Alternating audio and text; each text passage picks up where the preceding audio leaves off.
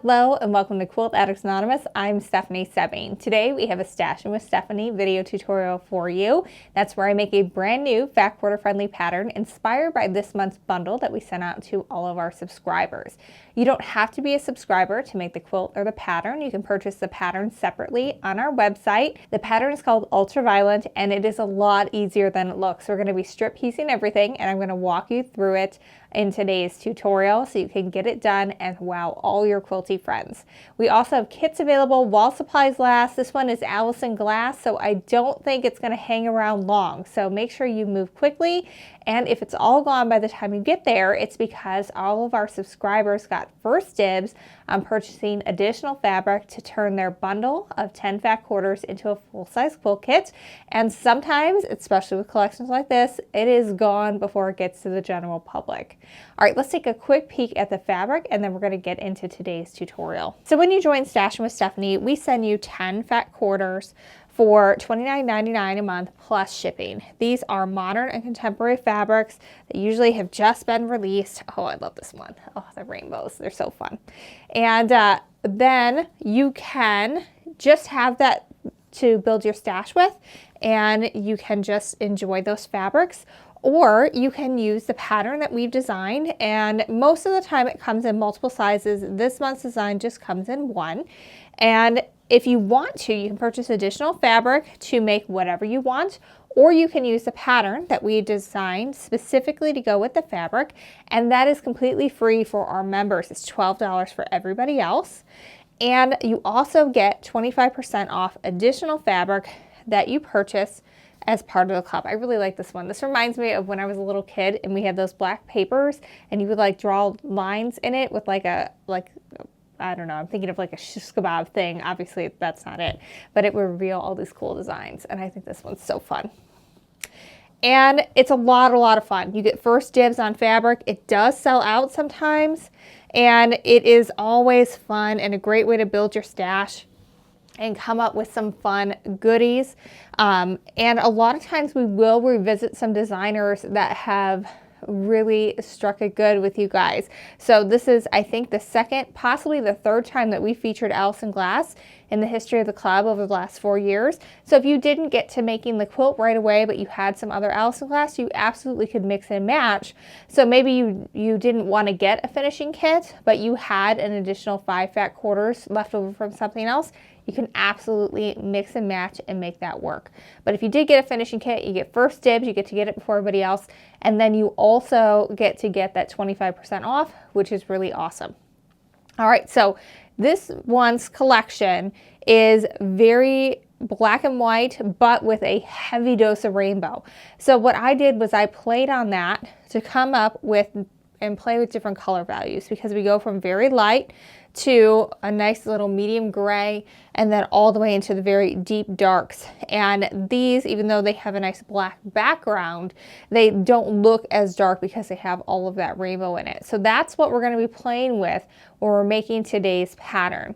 So the first thing we're going to do is cut all these up into strips, and I'm going to show you how to cut off a 60-degree triangle off the edge, so that way we can piece these together to make our diamond rows. And that way our blocks go together super easy because we don't have to cut hundreds, maybe thousands of tiny little diamonds.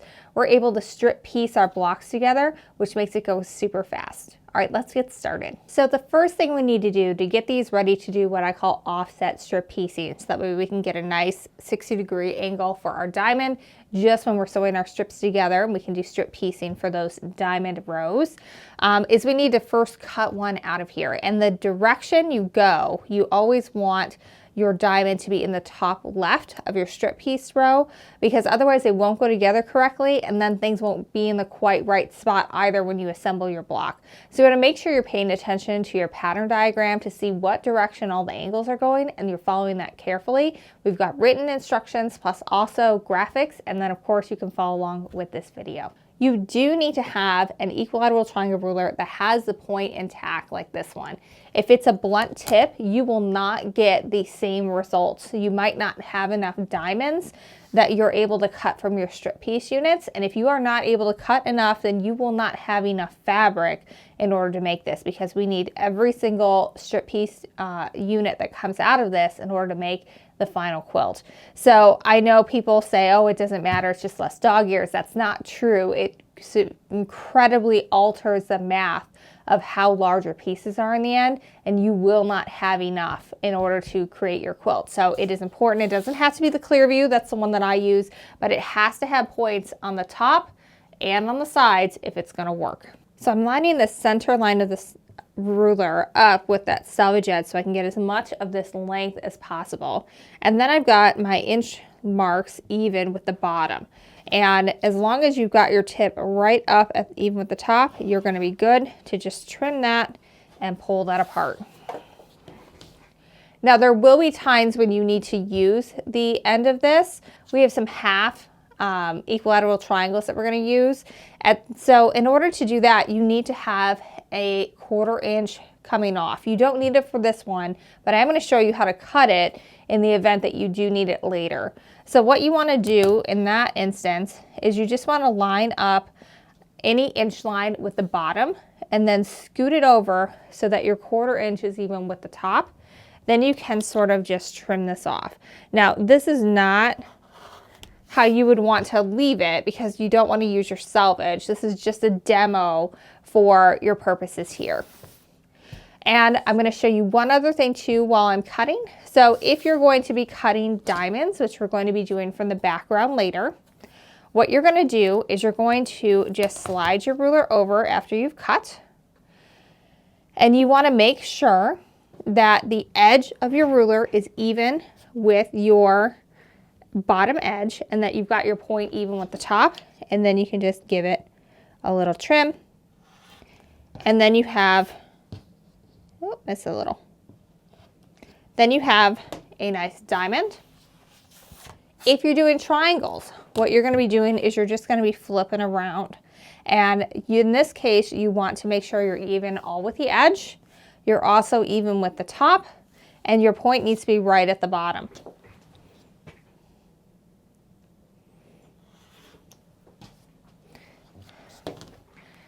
Then you can just keep flipping this ruler back and forth until you cut everything you need to. One thing I want to point out is this point is incredibly pointy. You do not want flat top points, which happens when you've got your ruler moved over too far. You can see I've got this one over too much, so I would end up with a flat top. That's going to make your triangle larger than it's supposed to be, so things aren't going to fit together quite right, and you're not going to be able to get enough cut from your strip that you need to in the fabric requirements. So those are all things to pay attention to. Now I've cut this diamond and this triangle from my strip piece units. You are not going to be doing that. You're going to be cutting those exclusively from your background, but I wanted to show you the process here because I had them handy. You are just going to need to trim them for your strip piece units, and the pattern shows this really clearly. You're just going to need to cut your corner off, and then you can discard it, and then you're ready to sew. All right, so when we do this, we want to make sure that we have really good offsets, because you can see how we're going to be, when we sew this together, we're going to have a nice straight line by doing this offset.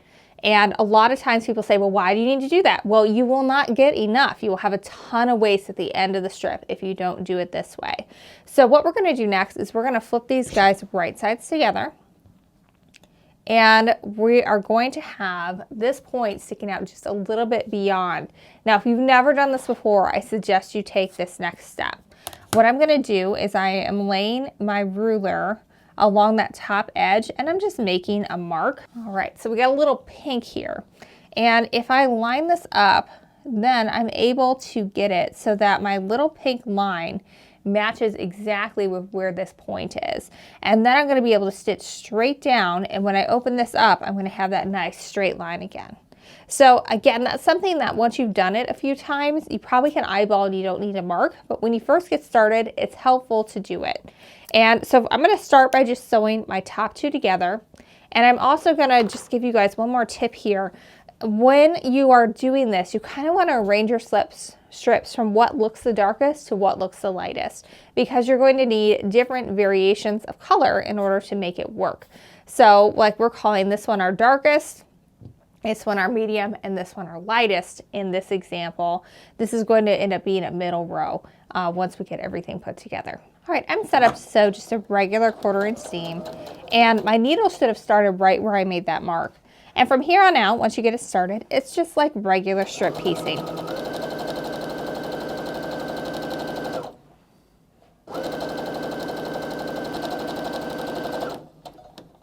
Now, because we start with an offset, we're going to end with an offset. So one strip is going to end before you get to the next one. So I almost always press my seams open, especially when I'm sewing diamonds, because it makes for really flat joins when all those points come together. To do that, I just put the nose of my iron right down the seam, and then I open that up with my fingers and just keep them a little bit ahead of the iron and go all the way down.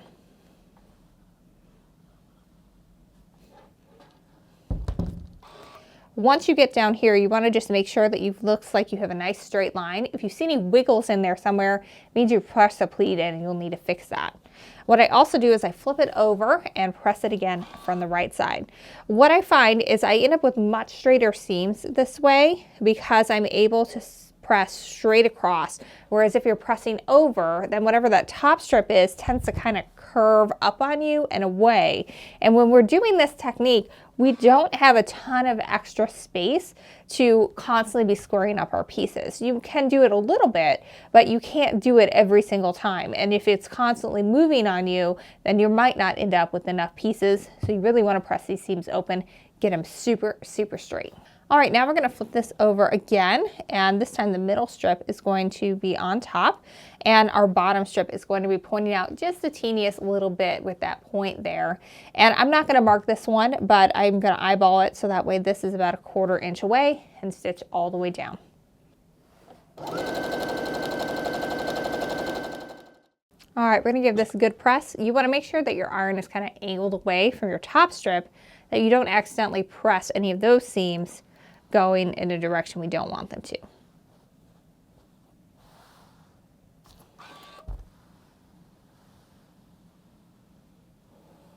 All right, so now it's time to give these a trim. And your 45 degree, or your 6 by 24 inch ruler should have a couple of degree lines on here. Mine is a 15, 30, 45, and 60. And we're gonna use a 60 degree line today. And we're gonna line that up with our seam allowance because that's what angle our diamonds are gonna be at. And I'm going to line it up, and I'm also going to come as far over as I can to where I need to square it up as well. And that measurement is available in your pattern, so make sure you grab it. The pattern is called Ultraviolet, and you can get it at shop.quiltaddictsanonymous.com. All right, it really doesn't matter what seam line you line your 60 degree up with, but just pick one and go with it. And then you want to be as far over as you can. Now, it's pretty common and normal for it not to be nice and even. Like this one, I've got it right at that 3/4 mark, but over here it's more at the 7/8. That's okay. We're going to square that up for that first one. But once I'm happy with where I'm at, I'm going to go ahead and slice. Move that down. Now we're going to flip this around, and I'm going to square up that edge. So for this one, I'm going to line up the edge exactly where we need to trim it down to, and I'm still going to line up the 60 degree with one of those one of these seams to make sure that my points are going to be correct when I put everything together. All right, that's looking really good. Now I can just move my way down the rest of the strip, lining up the measurement I need to trim it to on the left edge, and always keeping that 60 degree line even as we work our way down. Now, if you get off at any point, what you're going to want to do is make sure that you're lining it back up with your 60 degree and kind of squaring your edge up like we did with this first piece. But do be careful because we need almost this entire strip in order to get the correct amount of strip sets that we need for this block. So do make sure that you're okay, and know that if you're off at all, if you don't get the correct amount, you are going to need more fat quarters because your seams here weren't straight enough and you weren't able to get the correct amount from your strip set.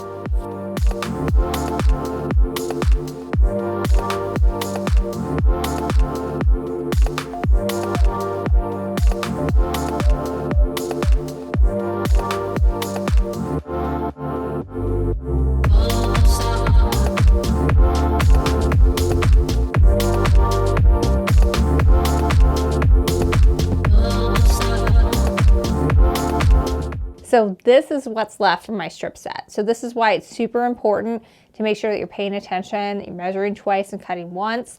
If you're not able to get the correct amount, then you are going to need to get additional fat quarters. And I also don't recommend pre-washing your fabric because it could shrink a little bit and then you're not going to have the length you need in order to make this work. All right, so now we have all of our units together. So here's the one that we just sewed together.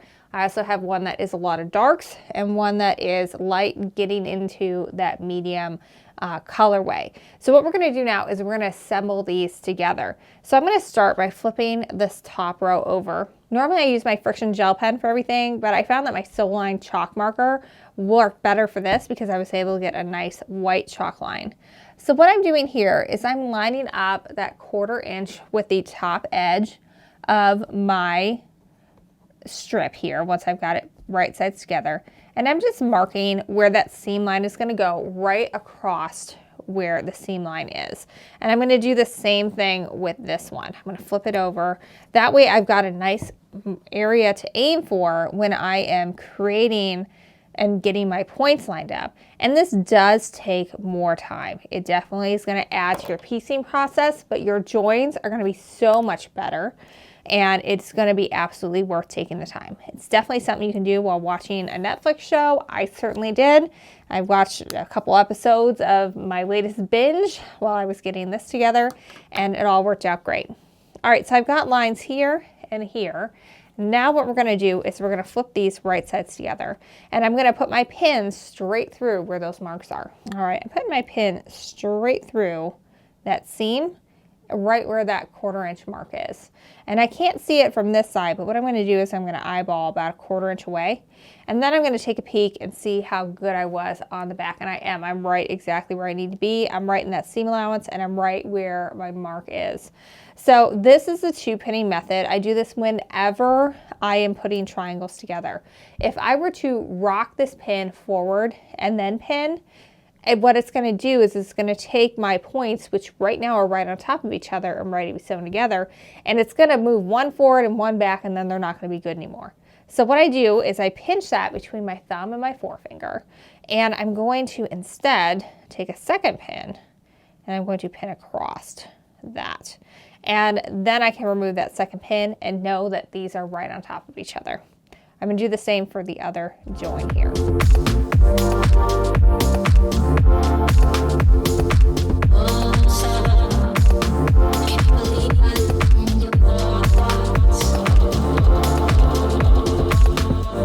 We're going to press this seam open as well. The difference is I need to lift and drop my iron on that seam, opening it as I go with my fingertips ahead of it.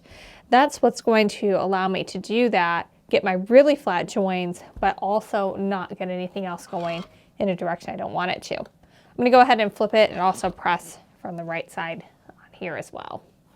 All right, so I've already drawn my guide marks on both sides. So I'm going to go ahead and flip right sides together again, and I'm going to go ahead and mark that.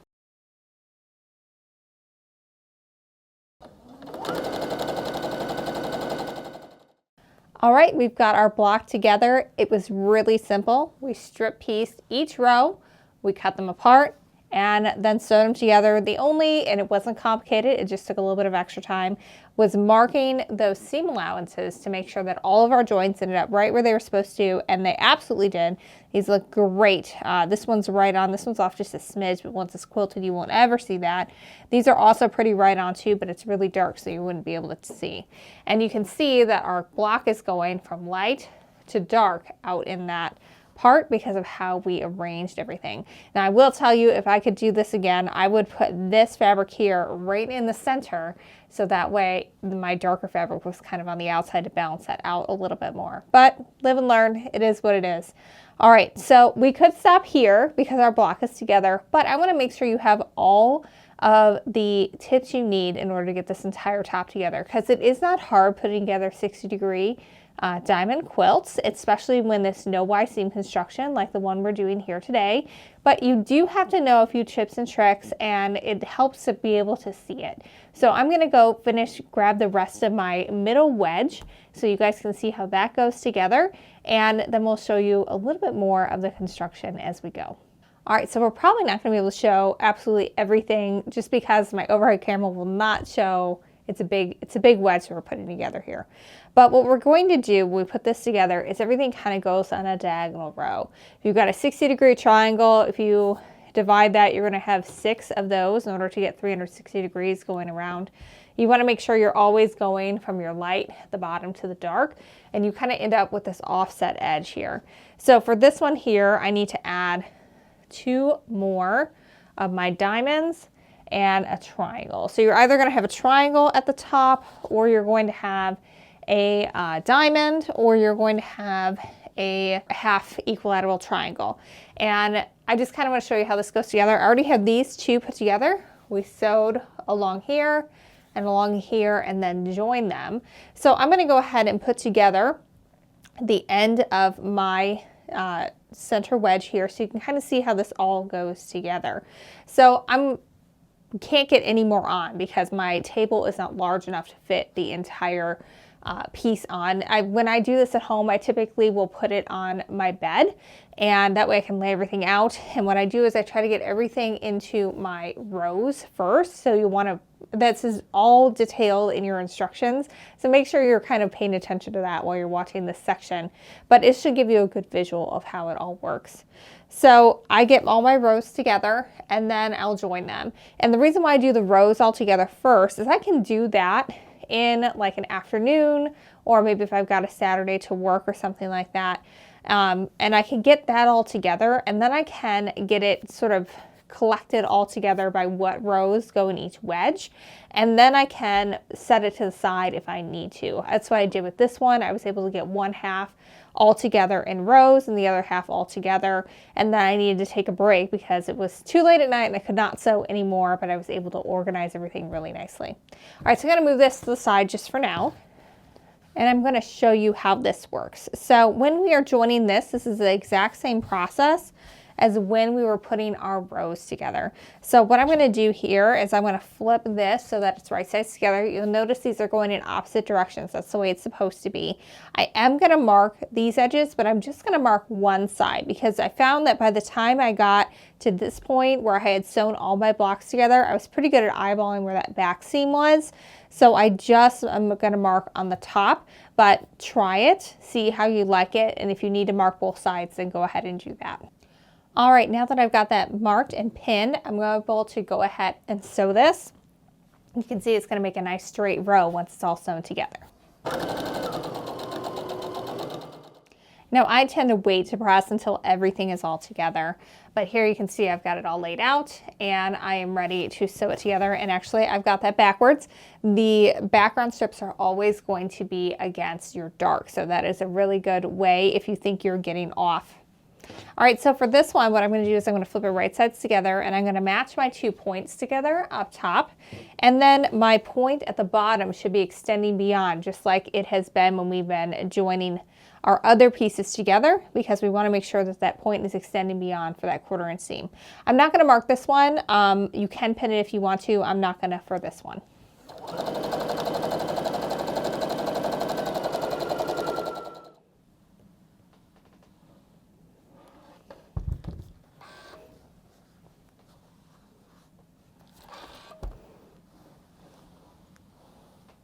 All right, so we've got the row I just sewed together. You can see how it fits in nicely on this wedge. And that's kind of the weird thing is we are making 6 wedges. Each row is going to get progressively smaller as you're working on it. And they are just going to fit real nicely next to each other until you have a nice 60-degree wedge. And it will all come out from that center and fit together very nicely. So I'm going to show you guys how to join the row, and then I'm going to take a pause and get the rest of it together off camera so you can see how you join your wedges to complete your halves and eventually your quilt top. All right, so this is the exact same process as we've been doing here. I'm going to first take and mark all of my lines so that way I know where my 1/4 inch is. Just like everything else, everything is a little bit offset. So what I like to do is identify the top of the block here, which is right here, and I'm going to pin it to the top of this block. And you should always have your lights hitting your darks for this pattern if you follow that ombre, and that will give you a good indication that you are on the right track. And again, for this one, I only marked the top one instead of marking on both sides. Now from there, I've got my good marker, and I can just go ahead and mark the rest of these and pin them in place.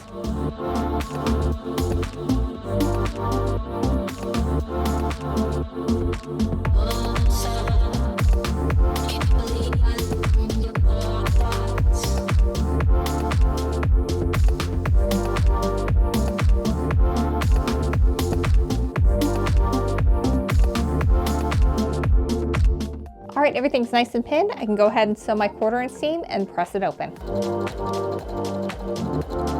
When you get to this point, it is super critical that you are lifting and pressing that iron because we have a lot of seams, as you can see. We want them all to stay nice and flat and nice and open. At this point, I'm also going to hit everything with my spray mister. We do have these on our website. It turns water into a fine aerosol mist so you don't get those droplets on your quilt, and allows you to avoid putting steam in your iron so it never gets all gunky and gross. All right, I am loving these joins. It is perfect, close to perfect, perfect, perfect, perfect, and perfect. So I cannot ask for better. I know it is tedious to mark all of those 1/4 inches on the wrong side, but you cannot beat these results. These are absolutely fantastic results.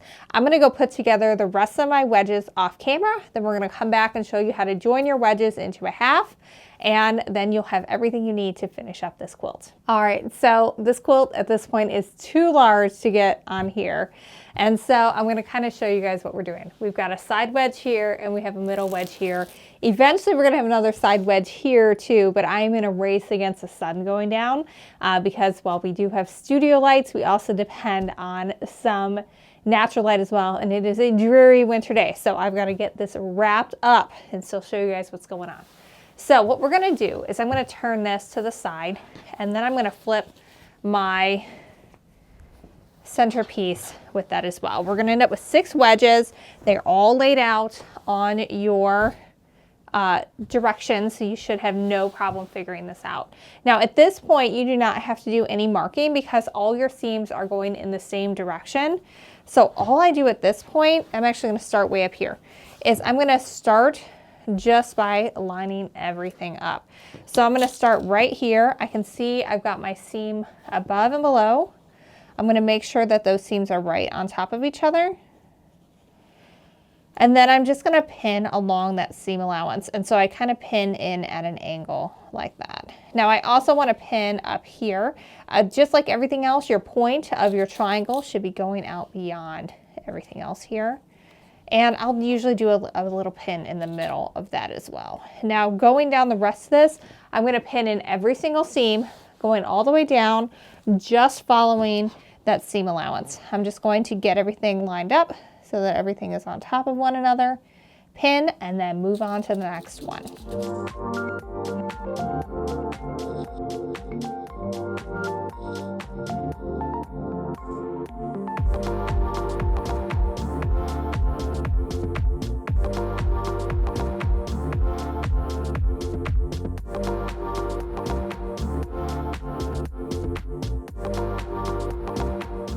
All right, so now we're just sewing our 1/4 inch seam. It really isn't that different than when you're sewing rows together for a traditionally laid out quilt. The only difference is that they're kind of on an angle, and it's not that bad. It just takes a little bit more thought.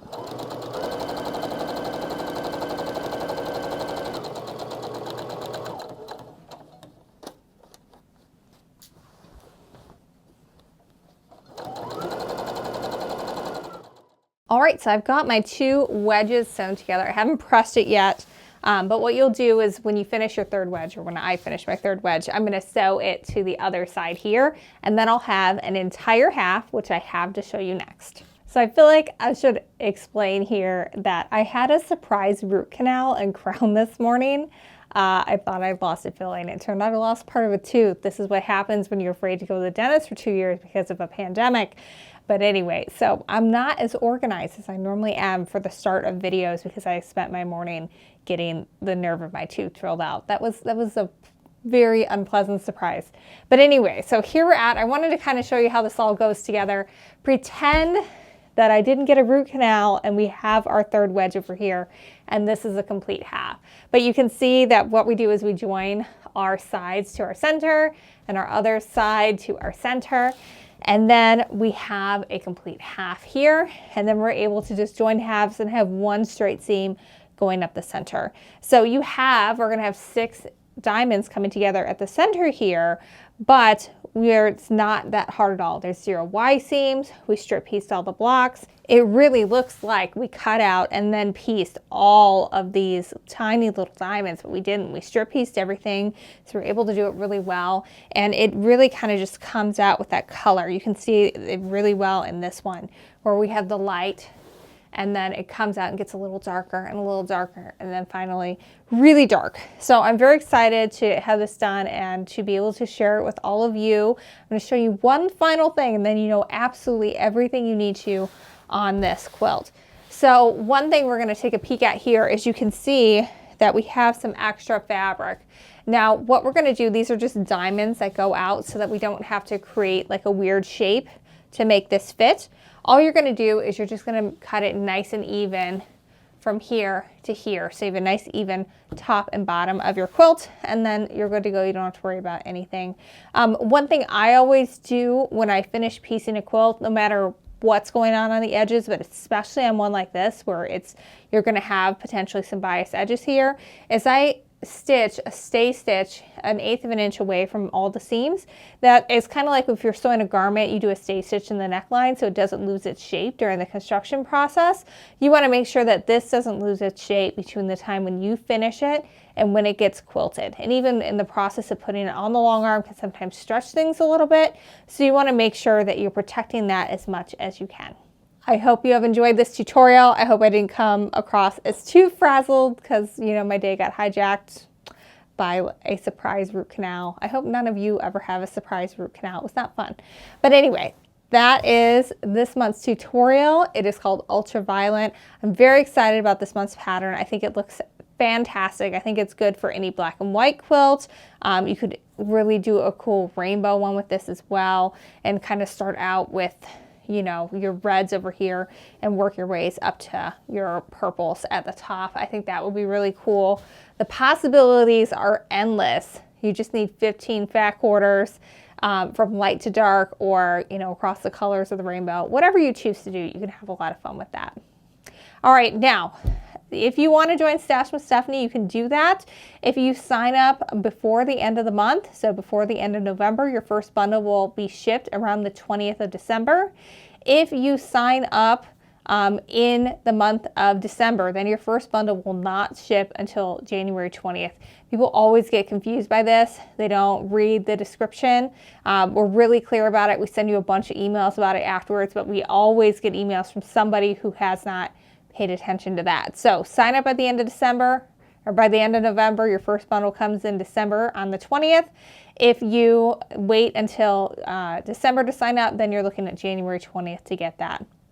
Not only do you get your bundle for $29.99, which is about 25% off, you get 25% off any additional fabrics that you purchase, whether you want to turn your bundle into a full kit like we have here, where we offer what's called finishing kits. You can get the fat quarters you didn't get from that month's collection, plus your background and binding, or, you know, any other yardage that you are interested in getting. We may have kits available for this. It really just depends because we give our subscribers first dibs on getting additional fabrics. And sometimes when we have a really awesome line like this one from Alison Glass, we don't have any left by the time we open it up to the general public. So check it out. It's really cool. It's a great club to be part of, especially as we're going to be inside a lot over the cold winter months. I know I'm not doing hardly anything outside right now because it is so cold where I live.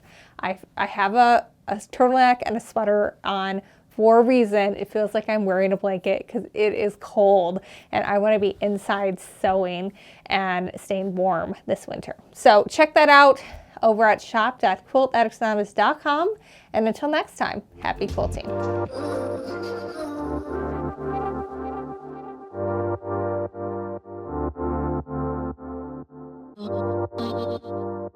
So